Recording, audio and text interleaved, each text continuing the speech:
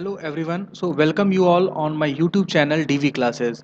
हम लोग O level course पढ़ रहे हैं जिसका ये पेपर फर्स्ट है, information technology tools and network basics. हमने चैप्टर 1 कंप्लीट कर दिया है और ये हमारा chapter 2 introduction to operating system का पहला पार्ट है। तो चलिए देखते हैं आज हम लोग क्या क्या पढ़ेंगे। इसके जो ऑब्जेक्टिव्स हैं इस चैप्टर में जो हम लोगों को पढ़ना है वो है what is an operating system and it's components, function of an operating system, types of an operating system for mobile, working with an operating system. सबसे पहले वन बाय वन स्टार्ट करते हैं। जैसे सबसे पहले हमें ये जानना होगा कि what is an operating system, आखिर ऑपरेटिंग सिस्टम है क्या। देखिए ऑपरेटिंग सिस्टम बेसिकली अगर हम ऑपरेटिंग सिस्टम की बात करें तो ये क्या होता है, ये एक मीडिएटर होता है। ये क्या होता है, ये एक मीडिएटर होता है। जैसे आपका कंप्यूटर होता है, ठीक है, अगर आपकी कंप्यूटर की बात की जाए तो कंप्यूटर विदाउट अगर ऑपरेटिंग सिस्टम उसमें नहीं है तो वो किसी काम का नहीं है। आप उससे किसी भी तरह से इंटरेक्शन नहीं कर सकते हैं। मतलब जब भी आप कोई इनपुट देंगे तो आप इनपुट तो हार्डवेयर से देते हैं, लेकिन क्या होगा, ऑपरेटिंग सिस्टम आपके और सॉफ्टवेयर के बीच में क्या करेगा, वो एक एज ए मीडिएटर का काम करेगा। इसलिए ऑपरेटिंग सिस्टम बहुत ही इंपॉर्टेंट होता है। यहाँ पर देखिए लिखा है an operating system is an set of programs which provides N interface between software and hardware. ये सॉफ्टवेयर और हार्डवेयर के बीच में क्या करता है, इंटरफेस प्रोवाइड करता है। किसको करता है, यूजर को करता है। जिससे यूजर जब भी कुछ, अगर सपोज दैट वो कीबोर्ड भी एंटर करता है कोई बटन, तो ऑपरेटिंग सिस्टम उसके इंस्ट्रक्शन को किसके पास भेजता है, सॉफ्टवेयर के पास भेजता है। ठीक है, ये बात रही ऑपरेटिंग सिस्टम की। ऑपरेटिंग सिस्टम ये भी जानिए, जब भी आप कंप्यूटर स्विच ऑन करते हैं तो सबसे पहले जो कंप्यूटर के मेमोरी में लोड होता है वो होता है ऑपरेटिंग सिस्टम। अब दूसरा टॉपिक है हमारा objective of an operating system. आखिर इसका यूज क्यों किया गया, ये क्यों यूज में लाया गया। देखिए सबसे पहले क्या है, ऑपरेटिंग सिस्टम का जो काम होता है वो होता है जो भी आप हार्डवेयर यूज कर रहे हैं, जैसे आप कीबोर्ड, माउस, स्पीकर, प्रिंटर जो भी यूज कर रहे हैं, या फिर जो फिर सॉफ्टवेयर यूज कर रहे हैं, जितने भी टाइप के, चाहे वो सिस्टम सॉफ्टवेयर हो या एप्लीकेशन सॉफ्टवेयर हो, उन दोनों का जो मैनेजमेंट है, उन दोनों को जो कंट्रोल करता है वो कौन करता है, वो करता है आपका ऑपरेटिंग सिस्टम। अच्छा ठीक है, और नेक्स्ट क्या है, provide interface to user and computer. User और कंप्यूटर के बीच में क्या प्रोवाइड करता है, ये इंटरफेस प्रोवाइड करता है। तो ये इसका दूसरा ऑब्जेक्टिव है।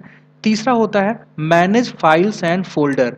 देखिए आपने कहीं फाइल अपनी ड्राइव में कहीं पे उसको कॉपी किया, तो उसको जो उसका मैनेजमेंट होता है, कहाँ रखना है, कितनी मेमोरी उसमें लगेगी, कितनी मेमोरी उसमें उसके बाद लेफ्ट रहनी है, वो क्या करता है, वो सारे काम आपके ऑपरेटिंग सिस्टम करते हैं। और नेक्स्ट पॉइंट जो है इंश्योर सिक्योरिटी एस्पेक्ट। देखिए जितने भी सिक्योरिटी के एस्पेक्ट्स होते हैं, जैसे आप फायरवॉल का नाम सुने होंगे आप, उनका जो भी कंट्रोलिंग करता है वो कौन करता है, आपका ऑपरेटिंग सिस्टम। तो बेसिकली ऑपरेटिंग सिस्टम के ये सारे ऑब्जेक्टिव हैं, आपका मैनेजमेंट करना हार्डवेयर एंड सॉफ्टवेयर का, आपका इंटरफेस प्रोवाइड करना यूजर और कंप्यूटर में, फाइल्स एंड फोल्डर को मैनेज करना, इंश्योर करना कि सिक्योरिटी एस्पेक्ट्स सही हो। तो ये रहा हमारा बेसिक्स ऑफ ऑपरेटिंग सिस्टम। अब हम इसके आगे पढ़ेंगे इट्स के कंपोनेंट।